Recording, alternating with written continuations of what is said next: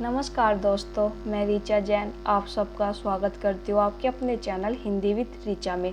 जैसा कि आप जानते हैं, हमारी बुक चल रही है हिंदी साहित्य का इतिहास, आचार्य रामचंद्र शुक्ल की बुक। और कल हमने भक्ति काल का प्रकरण 5 भी इस बुक से कंप्लीट कर लिया था। तो आज हम भक्ति काल का प्रकरण 6 पढ़ना शुरू करें। अभी तक जिन्होंने बाकी प्रकरण नहीं पढ़े हैं वे जाकर ये क्लास देख ले। काफ़ी इंपॉर्टेंट ये बुक है, इसलिए मैं आपको इस बुक की लाइन बाय लाइन करवा रही हूँ। तो आज हम अपना पढ़ना शुरू करेंगे भक्ति काल की फुटकल रचनाएं को। ये हमारा 3 दिन में पूरा होगा। भक्ति काल की फुटकल रचनाएं में हमारी 3 क्लास लगेगी। आज हमारी पहली क्लास है। मैं बता देती हूँ, जो भक्ति काल की फुटकल रचनाएं है इसमें आचार्य रामचंद्र शुक्ल जी ने 22 राइटर को रखा है।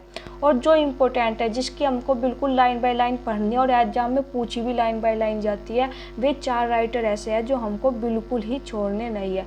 कवि गंग, केशवदास, रहीम, सेनापति। और केशवदास काफ़ी बड़ा भी है, तो इसलिए मैंने ये 3 क्लास प्लान की है। मैं आपको बता देती हूँ, आज की क्लास में हम जो ये 4 राइटर है इनसे अलग जितने भी राइटर है सब देख लेंगे, क्योंकि इनको हमें ये ऐसा नहीं है कि बिल्कुल देखना, जो जो इम्पोर्टेंट है वो देखते हुए चलेंगे। फिर हम कल की क्लास में केशवदास को कंप्लीट करेंगे और जो हमारी अंतिम क्लास होगी उसमें हम ये बाकी के 3 राइटर कवि गंग, रहीम, सेनापति इनको पूरा कर लेंगे। तो ऐसे हमारी 3 क्लास में भक्ति काल के फुटकल रचनाएं वाला प्रकरण कंप्लीट हो जाएगा।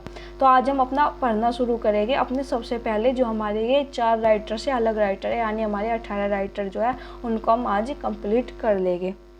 मैं आपको बता देती हूँ, यदि आप मेरे से कोई डाउट पूछना चाहते हैं या आपका कोई सुझाव है तो आप मुझको मेरी ईमेल आईडी पर भेज दीजिएगा। और एक मेरे पास वीडियो के नीचे कमेंट आता है कि क्लास की पीडीएफ कैसे मिलेगी, तो मैं आपको बता देती हूँ, ये हमारा टेलीग्राम चैनल है, आप इस चैनल से जुड़ जाइए। मैं जो अपनी क्लास की पीडीएफ है इसी चैनल पर अपलोड कर देती हूँ, क्योंकि सबको पर्सनली भेजना तो इम्पॉसिबल है। तो मैंने ये टेलीग्राम चैनल बनाया हुआ है, इस पर मैं जो भी क्लास लेती हूँ उसकी पीडीएफ मैं आपको वहाँ पर भेज देती हूँ। तो आप चाहे तो टेलीग्राम चैनल से जुड़ जाइए, और अपनी क्लास के लिंक भी मैं इसी चैनल पर भेजती हूँ, तो आप इस चैनल से जुड़ जाइए। अब हम पढ़ना शुरू करेंगे भक्ति काल के फुटकल रचनाएं को। मैं एक बार फिर से बता देती हूँ, ये बुक है हिंदी साहित्य का इतिहास, आचार्य रामचंद्र शुक्ल की बुक। और ये मैंने अपनी ही बुक के पेज रखे हैं, क्योंकि जो इम्पोर्टेंट है उसमें ये पहले से ही मार्क किया हुआ है। तो अब हम पढ़ना शुरू करते हैं भक्ति काल के फुटकल रचनाएं। प्रारंभ में एक पेज में शुक्ल जी ने कुछ थोड़ा बहुत राजनीति कैसी परिस्थिति थी उसके बारे में बताया गया है, अकबर के बारे में बताया गया है, वो पढ़ेंगे। फिर हम अपने राइटर की ओर चलेंगे। एक बार यहाँ से ऐसे रीडिंग करते हुए चलते हैं। जिन राजनीतिक और सामाजिक परिस्थितियों के बीच भक्ति का काव्य प्रवाह उमड़ा, उनका संक्षिप्त उल्लेख आरंभ में हो चुका है। ये आपको जब समझ में आएगा अगर आपने पहले जो प्रकरण है वे पढ़े। अगर आपने वे प्रकरण नहीं पढ़े तो आपके ये समझ में नहीं आएगा। वह प्रवाह राजाओं या शासकों के प्रोत्साहन आदि का अवलंबित न था, वह जनता की प्रवृत्ति का प्रवाह था, जिसका प्रवर्तक काल था। न तो उसको पुरस्कार या यश के लोभ ने उत्पन्न किया था और न भय रोक सकता था। उस प्रवाह काल के बीच अकबर जे ऐसे योग्य और गुणग्राही शासक का भारत के अधीश्वर के रूप में प्रतिष्ठित होना एक आकस्मिक बात थी। अतः सूर और तुलसी ऐसे भक्त कविश्रों के प्रादुर्भाव के कारणों में अकबर द्वारा संस्थापित शांति सुख को गिनना भारी भूल है। ये इम्पोर्टेंट है, याद रखिएगा। अतः सूर और तुलसी ऐसे भक्त कविश्वरों के प्रादुर्भाव के कारणों में अकबर द्वारा संस्थापित शांति सुख को गिनना भारी भूल है। उस शांति सुख के परिणाम स्वरूप जो साहित्य उत्पन्न हुआ वह दूसरे ढंग का था, उसका कोई एक निश्चित स्वरूप न था। सच पूछिए तो वह उन कई प्रकार की रचना पद्धतियों का पुनरुत्थान था जो पठानों के शासनकाल की अशांति और विप्लव के बीच दबसी गई थी और धीरे धीरे लुप्त होने जा रही थी। पठान शासक भारतीय संस्कृति से अपने कट्टरपन के कारण दूर ही दूर रहे। अकबर की चाहे नीति कुशलता कहिए चाहे उदारता, उसने देश की परंपरागत संस्कृति में पूरा योग दिया, जिससे कला के क्षेत्र में फिर से उत्साह का संसार हुआ। ये इम्पोर्टेंट होता कि आप तो हम पढ़ते हैं फिर हमारे ध्यान में रहेगा कि ये भी कोटेशन थी इस बुक में, क्योंकि ये थोड़ी अलग है अकबर के बारे में है, तो कि अकबर का जिक्र तो कहीं किया ही नहीं है बुक में, ऐसा आपको लगेगा। तो आप इसको ध्यान से पढ़िएगा और इम्पोर्टेंट है, दोबारा पढ़ देती हूँ मैं ये लाइन। अकबर की चाहे नीति कुशलता कहिए चाहे उदारता, उसने देश की परंपरागत संस्कृति में पूरा योग दिया, जिससे कला के क्षेत्र में फिर से उत्साह का संचार हुआ। जो भारतीय कलावंत छोटे मोटे राजाओं के यहाँ किसी प्रकार अपना निर्वाह करते हुए संगीत को सहारा दिए हुए थे, वे अब शाही दरबार में पहुंचकर वाह की ध्वनि के बीच अपना कर्तव्य दिखाने लगे। जहाँ बचे हुए हिंदू राजाओं की सभाओं में ही कविजन थोड़ा बहुत उत्साहित या पुरस्कृत किए जाते थे, वहाँ अब बादशाह के दरबार में भी उनका सम्मान होने लगा। कवियों के सम्मान के साथ साथ कविता का सम्मान भी यहाँ तक बढ़ा कि अब्दुल रहीम खान खाना ऐसे उच्च पद सरदार क्या बादशाह तक ब्रजभाषा की ऐसी कविता करने लगे। देखते हैं कैसी कविता की थी अब्दुल रहीम खान खाना ने। ये किसकी पंक्ति हुई? ये है अब्दुल रहीम खान खाना की, और इसकी भाषा क्या है? ब्रजभाषा है। याद रखिएगा, पंक्ति है जाको जस है जगत में जगत सराहे जाई। किसकी पंक्ति है ये? अब्दुल रहीम खान खाना की ये पंक्ति है और ब्रज भाषा में है। इंपॉर्टेंट है, देखिएगा। अगली लाइन है नरहरि और गंग ऐसे सुकवि और तानसेन ऐसे गायक अकबरी दरबार की शोभा बढ़ाते थे। इम्पोर्टेंट है ये भी। यह अनुकूल परिस्थिति हिंदी काव्य को अग्रसर करने में अवश्य सहायक हुई। वीर, श्रृंगार और नीति की कविताओं के आविर्भाव के लिए विस्तृत क्षेत्र फिर खुल गया, जैसा आरंभ काल में दिखाया जा चुका है। फुटकल कविताएं अधिकतर इन्हीं विषयों को लेकर छप्य कवित सवैयों और दोहों में हुआ करती थी। मुक्तक रचनाओं के अतिरिक्त प्रबंध काव्य परंपरा ने भी जोर पकड़ा और अनेक अच्छे आख्यान काव्य भी इस काल में लिखे गए। खेद है कि नाटकों की रचना की ओर ध्यान नहीं गया। कहते हैं कि इस काल में ये दुखद की बात है कि जो नाटकों की रचना है उसकी ओर ध्यान नहीं गया, यानी नाटक की ओर ध्यान नहीं गया। हृदय राम के भाषा हनुमान नाटक को नाटक नहीं कह सकते। इसी प्रकार सुप्रसिद्ध कृष्ण भक्त कवि व्यास जी के देव नामक एक शिष्य का रचा देव माया प्रपंच नाटक में नाटक नहीं है, ज्ञान वार्ता है। यहाँ पर दो रचनाओं की बात हुई, एक हनुमान नाटक और एक देव माया प्रपंच नाटक। तो कहते हैं ये दोनों ही नाटक नहीं है। इसमें संदेह नहीं कि अकबर के राजत्व काल में एक ओर तो साहित्य की चली आती हुई परंपरा को प्रोत्साहन मिला, दूसरी ओर भक्त कवियों की दिव्य वाणी का स्रोत उमड़ चला। ये इम्पोर्टेंट है, ये कोटेशन आप याद रखिएगा कि इसमें संदेह नहीं कि अकबर के राजत्व काल में एक ओर तो साहित्य की चली आती हुई परंपरा को प्रोत्साहन मिला और दूसरी ओर भक्त कवियों की दिव्य वाणी का स्रोत उमड़ चला। इन दोनों की सम्मिलित विभूति से अकबर का राजत्व काल जगमगा उठा और साहित्य के इतिहास में उसका एक विशेष स्थान हुआ। जिस काल में सूर और तुलसी ऐसे भक्ति के अवतार तथा नरहरि, गंग और रहीम ऐसे निपुण भावुक कवि दिखाई पड़े, उसके साहित्यिक गौरव की ओर ध्यान जाना स्वाभाविक ही है। इम्पोर्टेंट लाइन है सबसे आखिरी, एक बार फिर से देख लेते हैं यहाँ से। जिस काल में सूर और तुलसी ऐसे भक्ति के अवतार तथा नरहरि, गंग और रहीम ऐसे निपुण भावुक कवि दिखाई पड़े, उसके साहित्यिक गौरव की ओर ध्यान जाना स्वाभाविक ही था। इम्पोर्टेंट है, याद रखिएगा। और यहाँ पर दो रचनाओं का जिक्र आया है। वैसे हम हृदय राम की हनुमान नाटक तो पहले भी पढ़ के आ चुके हैं, याद रखिएगा। हनुमान नाटक किसका था? हृदय राम का। और देव माया प्रपंच नाटक किसका था? ये था देव का। इम्पोर्टेंट है, दोनों रचनाएं इम्पोर्टेंट है, आप ध्यान रखिएगा। आगे बढ़ते हैं, अब हम अपने राइटर की ओर चले गए। सबसे पहले राइटर है छियल। तो मैं आपको बता देती हूँ, इनके बारे में हमको ज़्यादा याद नहीं करना है। एक तो इनकी रचना याद रखनी है और एक इनका पद याद रखना है। देख लेते एक बार। ये राजपुताने की ओर के थे। संवत 1575 में इन्होंने पंचशैली नाम की एक छोटी सी पुस्तक दोहों में राजस्थानी मिली भाषा में बनाई, जो कविता की दृष्टि से अच्छी नहीं कही जा सकती। इसमें 5 सखियों की विरह वेदना का वर्णन है। दोहे इस ढंग के हैं। तो यहाँ पर आपको क्या याद रखना है? अपने नोट्स बनाते हुए चलना है, नंबर डालना है छियल और लिखना है उनकी रचना कौन सी थी? पंचशैली। और उसमें क्या था? उसमें 5 सखियों की विरह वेदना का वर्णन था। और फिर आपको ये 2 पंक्ति शुरू की याद रखनी होगी। देख्या नगर सुहावना अधिक सुसंगा थानो। इम्पोर्टेंट है, आप देख लीजिएगा। तो इसमें हमको सिर्फ ये याद रखना है छियल, उनकी रचना पंचशैली, उसमें किस चीज़ का वर्णन था? 5 सखियों की विरह वेदना का वर्णन, जो कि नाम से प्रतीक हो रहा है। पंचशैली यानी 5 सखियों और विरह वेदना का वर्णन था। और आपको ये 2 पंक्तियाँ ये आपको याद रखनी होगी। अब हम अगले राइटर की ओर चलते हैं। अगले राइटर है लालच दास।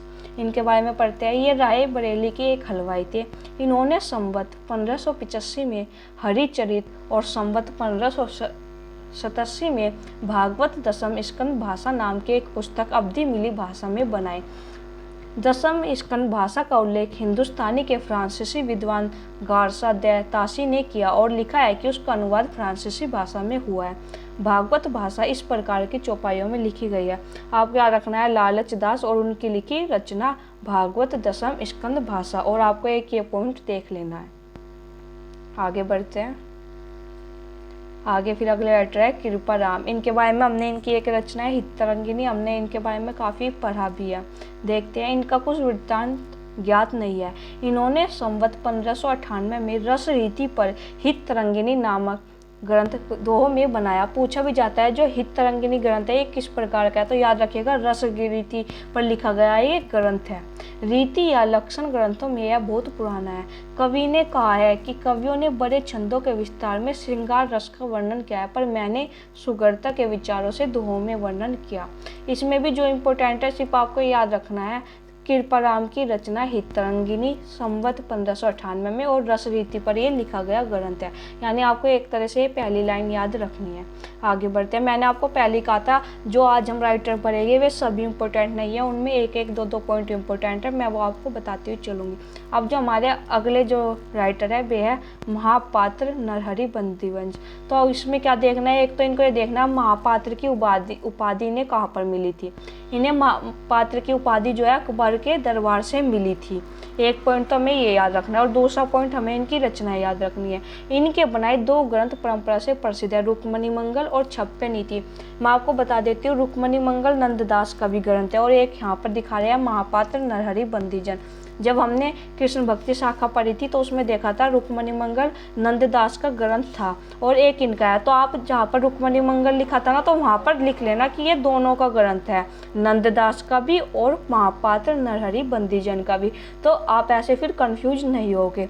तो आपको इनके दोनों ग्रंथ याद रखने और इनका एक तीसरा ग्रंथ भी मिलता है कवित्त संग्रह। इसमें जो इम्पोर्टेंट है वो ये है इनको महापात्र की उपाधि कहाँ पर मिली थी और एक इनका ये ग्रंथ रुक्मणी मंगल, ये दो चीज़ ज़्यादा इम्पोर्टेंट है। अब हम आगे बढ़ते हैं, अगले राइटर को हम देखेंगे। अगले राइटर जो है नरोत्तम दास है। ये थोड़े इंपॉर्टेंट है, इसमें चीज़ें इंपॉर्टेंट भी 3-4 पॉइंट है तो मैं एक बार इसको पढ़ देती हूँ। ये सीतापुर के जिले वारी नामक कस्बे के रहने वाले थे। शिव सिंह सरोज में इनका संवत 1602 में वर्तमान रहना लिखा है। इनकी जाति का उल्लेख कहीं नहीं मिलता। इनका सुदामा चरित्र ग्रंथ बहुत प्रसिद्ध है। अब ये इम्पोर्टेंट है, 3-4 लाइनें जो रेड पेन से मार्क की हुई है। इसमें घर की दरिद्रता का बहुत ही सुंदर वर्णन है। नरोत्तम दास उनका ग्रंथ क्या है, सुदामा चरित्र। ये तो अभी हाल ही में एग्जाम होता है कि उसमें पूछा गया था सुदामा चरित्र किसका ग्रंथ है, याद रखेगा नरोत्तम दास का। और इसमें क्या वर्णन है ये भी देख लेते हैं। इसमें घर की दरिद्रता का बहुत ही सुंदर वर्णन है।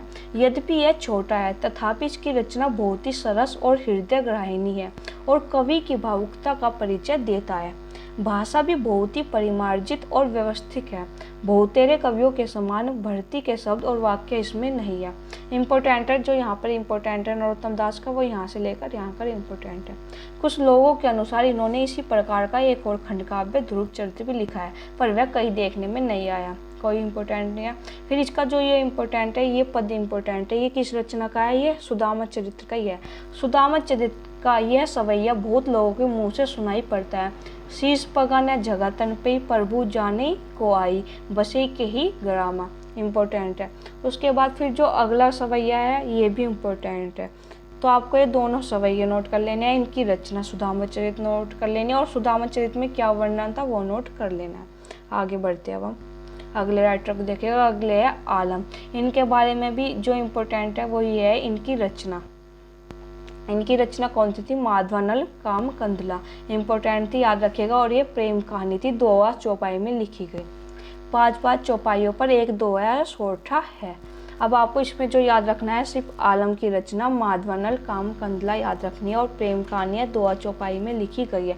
जो मैंने 2 लाइन हाईलाइट किया है ये इंपॉर्टेंट है, ये आप देख लेना। और फिर यहाँ पर एक पद आता है, इसको भी आप देख लेना, आलम का लिखा हुआ है। आगे बढ़ते हैं, अगले राइटर है महाराज टोडरमल। इसमें कोई खास इंपॉर्टेंट नहीं है तो ये इसको हम स्किप कर सकते हैं। मैंने पेज यहाँ पर इसीलिए रखे हैं जिन बच्चों के पास ये बुक नहीं है तो वे एक बार अगर वे पढ़ना चाहे तो खुद से भी पढ़ सकते हैं। अगले राइटर को हम देखेंगे। अगले राइटर है बीरबल। बीरबल इसमें भी कोई इतना इम्पोर्टेंट नहीं है, पर यहाँ पर ये एक पंक्ति है जो मुझे लगी थी कि कभी हो सकता है एग्जाम में पूछ ले। ये अकबर के मंत्रियों में थे और बड़े ही वाक चतुर और प्रत्युत पनमति थे। इनके और अकबर के बीच होने वाले विनोद और चुटकुले उत्तर भारत के गाँव में प्रसिद्ध हैं। वे तो है भी, बीरबल के जो चुटकुले हैं वे उत्तर भारत में प्रसिद्ध है भी। तो ये इम्पोर्टेंट है, आप इसको देख लीजिएगा और आप एक पद देख लीजिएगा। आगे बढ़ते हैं। आगे यहीं पर इन्हीं के ही है, ये अभी बीरबल ही चल रहा है। फिर हम अगले राइटर हैं मनोहर कवि। तो अगर इनकी बात करें तो इनका एक ही जो पॉइंट है जो इम्पोर्टेंट है कि इसमें है ये फारसी कविता। ये जो मनोहर कवि है ये फारसी और संस्कृत के अच्छे विद्वान थे और फारसी कविता में अपना उपनाम तोसनी रखते थे। हो सकता है कभी एग्जाम में पूछ ले कि तोसनी उपनाम से कौन से कवि लिखते थे फारसी भाषा में, तो याद रखिएगा मनोहर कवि। इसमें सिर्फ ये इम्पोर्टेंट है।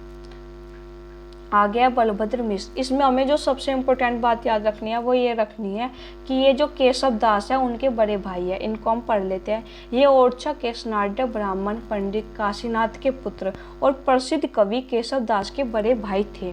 तो ये इसलिए थोड़े इम्पोर्टेंट हो जाते हैं क्योंकि ये केशव दास के बड़े भाई थे और केशव दास एक अपने आप में ही जाना पहचाना नाम है, प्रसिद्ध कवि है।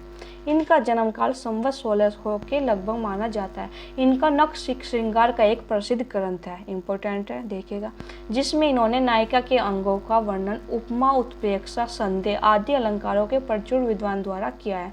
ये केशव दास जी के समकालीन या पहले के उन कवियों में थे जिनके चित्त में रीति के अनुसार काव्य रचना की प्रवृत्ति हो रही थी। कृपा राम ने जिस प्रकार रस रीति का अवलंबन कर नायिकाओं का वर्णन किया, उसी प्रकार बलभद्र नायिका के अंगों को एक स्वतंत्र विषय बनाकर चले थे। देख लीजिएगा आप, ये लाइन थोड़ी इम्पोर्टेंट लगती है मुझको। अब यहाँ पर जो बलभद्र के ग्रंथ की बात करते हैं तो यहाँ पर 3 ग्रंथ ये बताते हैं कि बलभद्री व्याकरण, हनुमान नाटक और गोवर्धन सतसई टीका। देखो आपको एक नाम के कितने ग्रंथ मिलेंगे अलग अलग राइटर के। जैसे हनुमान नाटक यहाँ पर बलभद्र मिश्र का ये बता रहे हैं, पर जो फेमस हनुमान नाटक किसका है वो हृदय राम का एग्जाम में पूछा जाता है। तो आप ये भी नोट कर लेना, हनुमान नाटक बलभद्र मिश्र का भी है और हृदय राम का भी है। जिस तरह का ऑप्शन हो उसी तरह का आपको आंसर देना होगा। अब यहाँ पर देख लेते हैं जो बलभद्र मिश्र के बारे में आपको नोट करना है। सबसे पहले ये कि ये केशव दास के बड़े भाई थे, फिर इनका ये ग्रंथ नक्शिक श्रृंगार का प्रसिद्ध ग्रंथ, और फिर एक आपको ये लाइन नोट कर लेनी है और उसके बाद इनकी ये 3 रचनाएं आपको नोट कर लेनी है। आगे बढ़ेंगे हम। अब यहाँ पर ये बलभद्र मिश्र की जो उन्होंने पंक्तियाँ भी है कोई खास इंपॉर्टेंट नहीं है, हम स्किप कर सकते हैं। आगे है जमाल। जमाल के बारे में भी कोई ऐसी इंपॉर्टेंट बात नहीं है कि हमको नोट करनी हो, तो हम आगे बढ़ते हैं। आगे फिर जो हमारे अगले राइटर है होल राय, इनके बारे में 2-3 पॉइंट है जो हमको नोट करने होंगे, तो देख लेते हैं। ये ब्रह्मा भट्ट अकबर के समय में हरिवंश राय के आश्रित थे और कभी कभी शाही दरबार में भी जाया करते थे। इन्होंने अकबर से कुछ जमीन पाई थी जिसमें होलपुर गांव बसाया था। कहते हैं कि गोस्वामी तुलसीदास जी ने इन्हें अपना लोटा दिया था, जिस पर इन्होंने कहा था लोटा तुलसीदास को लाख टका को मोल। देखो ये इंपॉर्टेंट हो जाता है क्योंकि यहाँ पर तुलसीदास जी की बात आ गई, तो ये पंक्ति इंपॉर्टेंट है, आप अपने नोट्स में नोट कर लेना। और फिर अगली पंक्ति भी इंपॉर्टेंट है। फिर गोस्वामी जी ने चट उत्तर दिया था, जब इन्होंने होल राय ने गोस्वामी तुलसीदास जी को ये कहा था लोटा तुलसीदास को लाख टका को मोल, तो फिर गोस्वामी जी ने भी चट उत्तर दिया था। क्या कहा था उन्होंने? मोल तोल कसुआ नहीं लहुराए कभी होल। तो इम्पोर्टेंट है। जो ये पहली पंक्ति है वो किसकी हुई? वो तो ये होल राय की। और जो ये दूसरी पंक्ति है ये किसकी हुई? गोस्वामी की हुई। इसी में यही इम्पोर्टेंट था, ये दोनों पंक्तियाँ आप नोट कर लीजिएगा। बाकी इसमें हम चीज़ें जो है स्किप कर सकते हैं। आगे बढ़ते हैं। अब हम आगे देखिएगा, आगे कादिर है, ये भी कोई खास इम्पोर्टेंट नहीं है, तो हम आगे बढ़ते हैं। मुबारक, ये जो मुबारक के राइटर है इनके बारे में भी 1-2 पॉइंट है। एक तो इनकी जो रचना है वे इम्पोर्टेंट है, देख लेते हैं। पहले तो यहाँ पर कोई इम्पोर्टेंट बात है नहीं, आगे बढ़ते हैं। ये संस्कृत, फारसी और अरबी के अच्छे पंडित और हिंदी के साहित्य कवि थे। जान पड़ता है कि ये केवल श्रृंगार की ही कविता करते थे। इन्होंने नायिका के अंगों का वर्णन बड़े विस्तार से किया। कहा जाता है कि 10 अंगों को लेकर इन्होंने एक एक अंग पर 100 दोहे बनाए थे।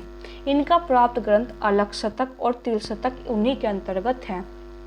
तो जो हमको मुबारक राइटर है उनके बारे में जो हमको चीज़ें याद रखनी है, इनके 2 ग्रंथ हैं जो कि इम्पोर्टेंट है, एग्जाम में पूछे जाते हैं, अलग शतक और तिल शतक। आपको ये दोनों याद रखने हैं और एक आपको ये पंक्ति भी थोड़ा अपने दिमाग में रख लेनी है।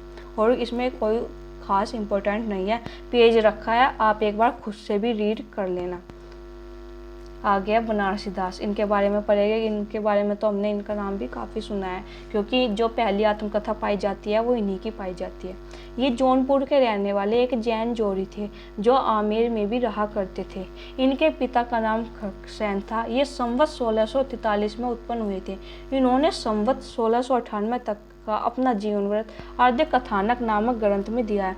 इसका समय भी बहुत इंपॉर्टेंट है और याद रखिएगा ये संवत में है 1698 में। और जब हमको संवत में से सन निकालना होता है तो हम संवत में जो है 1698 इसमें हम 57 माइनस कर देंगे तो हमारा सन निकल कर आ जाएगा।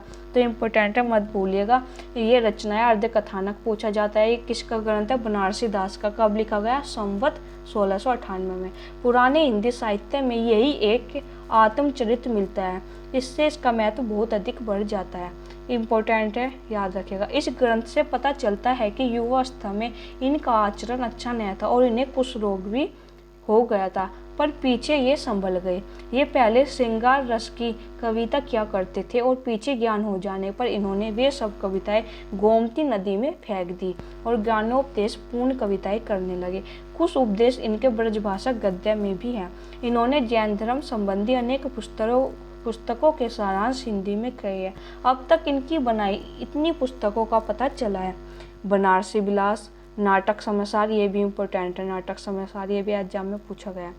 नाममाला, अर्ध कथानक तो है ही इम्पोर्टेंट, पहली आत्मकथा मानी जाती है ये। बनारसी पद्धति, मोसपरी, कल्याण मंदिर भाषा, वेद निर्णय, पंचाशिका, मार्कन विद्या। इसमें आपको 2 रचनाएं याद रखनी है। अर्ध कथानक तो वैसे याद भी रहता है और एक नाटक समासार आपको याद रखना है।